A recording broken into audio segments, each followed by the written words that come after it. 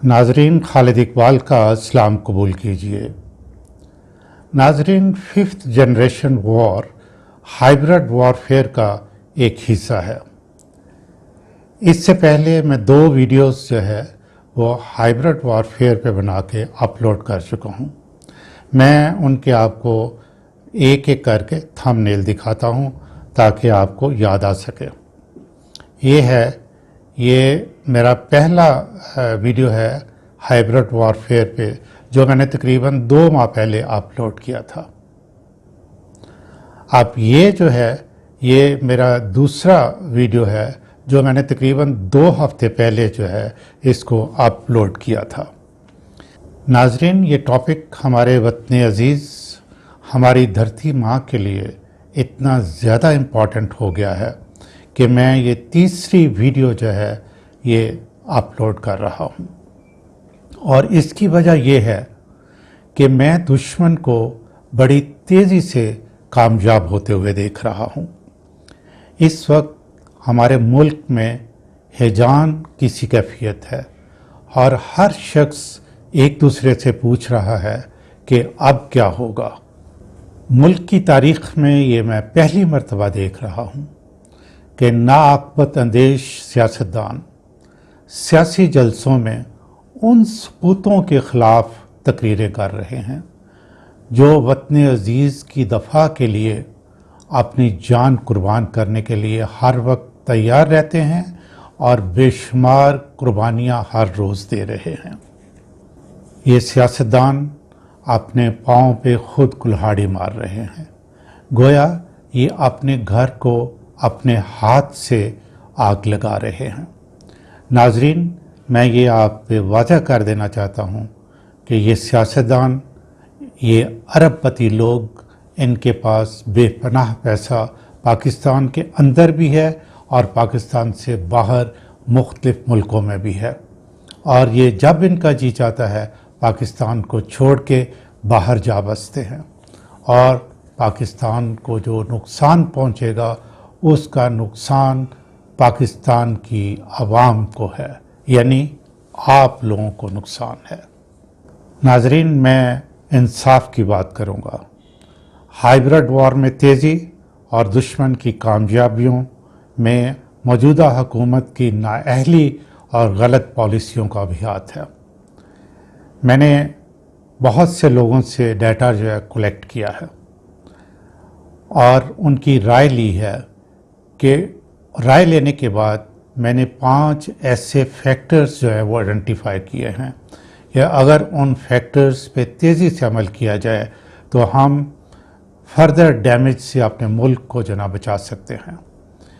और जिन लोगों से मैंने राय ली उसमें सोसाइटी के हर तबके से लोग जो ना वो उसमें शामिल हैं।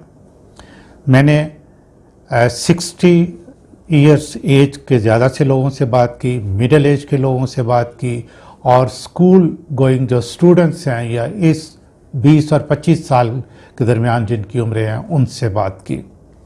मैंने मालियों से, स्वीपर से, छोटे दुकानदारों से, बड़े स्टोर से, सरकारी मुलाजमीन में 17 से लेकर 22 ग्रेड तक जो सर्विंग लोग हैं उनमें से और रिटायर्ड लोगों में से चीता लोगों से बात की और पूछा कि ये जो सारी सिचुएशन पैदा हो गई है इसको फौरी तौर पे जो है ख़त्म करने का क्या सिलसिला है। तो 5 फैक्टर्स जो हैं वो मैं आपके सामने पेश करता हूँ। नंबर 1, महंगाई जो है ये सबसे बड़ा फैक्टर है। मैं आपको गुजरने वाले जो जलसा हुआ है वहाँ की मिसाल दूंगा। वहाँ से बहुत से लोगों से जब यह पूछा गया तो वो किसी भी पार्टी के लिए वहाँ नहीं आए। तकरीबन हर एक की राय ये थी कि महंगाई इतनी ज़्यादा हो गई है कि वो उनको खींच के यहाँ इस जलसे में ले आई है। तो ये एक बहुत ही इम्पॉर्टेंट फैक्टर है और बाकी जो फैक्टर्स हैं वो तकरीबन इसी फैक्टर के इर्द गिर्द जो ना घूमेंगे। दूसरा है ताकतवर और करप्ट माफिया। हुकूमत ने जब इस पे हाथ डाला तो उन्होंने 5th जनरेशन वॉर जो है उसका इस्तेमाल इतना तेज़ी से और इतना इंटेलिजेंटली किया है कि मुल्क को इस हालत में ले आया। तो 2 साल में मौजूदा हुकूमत ने जो स्ट्रेटजी बनाई करप्ट माफिया से डील करने के लिए, ये अब हुकूमत को समझ जाना चाहिए कि ये उनकी स्ट्रेटजी जो है ये कामयाब नहीं हो सकी।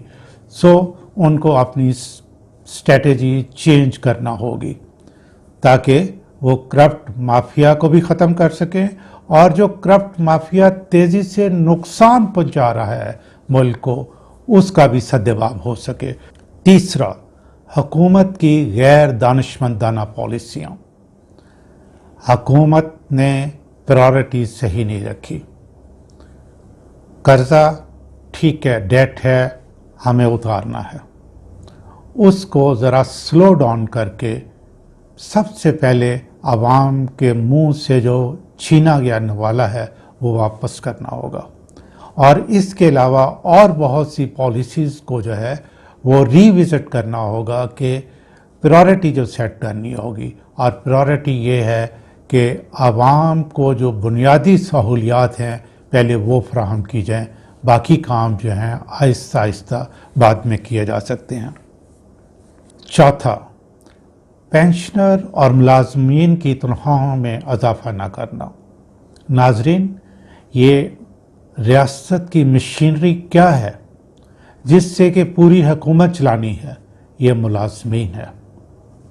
पहले ही वो बहुत कलील तनख्वाह पे काम कर रहे होते हैं और जो पेंशनर हैं वो सारी उम्र बहुत कम तनख्वाह पे इसलिए काम करते हैं ताकि रिटायरमेंट के बाद भी उनको पेंशन मिलती रहे और उनका गुजारा होता रहे।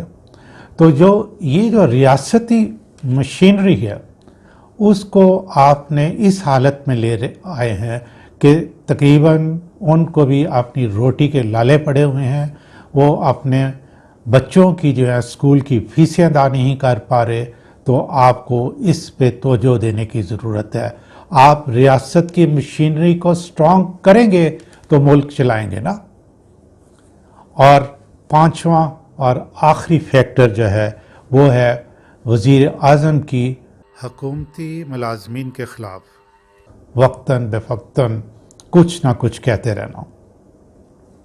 जब कोई शख्स वज़ीर आज़म बन जाता है तो वो इस रियासती मशीनरी का हेड होता है, वो स्टीयरिंग उसके हाथ में होता है। तो सबसे पहले उसने ये जो मशीनरी है उसका हर पुर्जा ठीक करके सही हालत में लाके फिर उसको जो है ना चलाना है। तो जब आप अपनी मशीनरी के डिफरेंट पुर्जों को कुछ ना कुछ कहते रहेंगे और डीमोरलाइज करते रहेंगे, उनकी इज़्ज़त नहीं करेंगे, तो आप ख़ुद बताएं कि ये रियासत की मशीनरी जो है ये आपके साथ तावन कैसे करेगी। मैंने अपनी ज़िंदगी में कभी ये हालात नहीं देखे कि लोग ऑफिस में जाते हैं लेकिन काम नहीं करते और इस तरह एक दूसरे से सिर्फ पूछते हैं कि अब क्या होने वाला है, कल क्या होना है वाला है।